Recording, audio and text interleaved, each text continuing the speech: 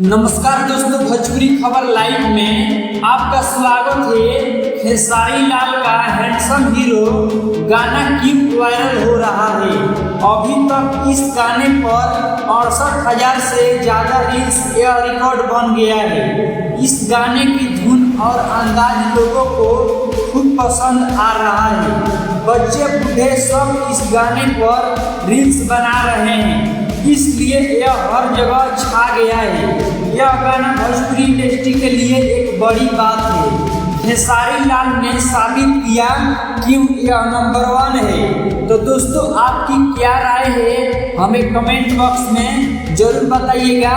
ऐसी ही ताज़ा भोजपुरी खबरों और अपडेट के लिए हमारे चैनल भोजपुरी खबर लाइव को अभी सब्सक्राइब करें और हाँ, घंटी वाला भी बटन दबा दें ताकि कोई भी बड़ी खबर आपसे मिस ना हो।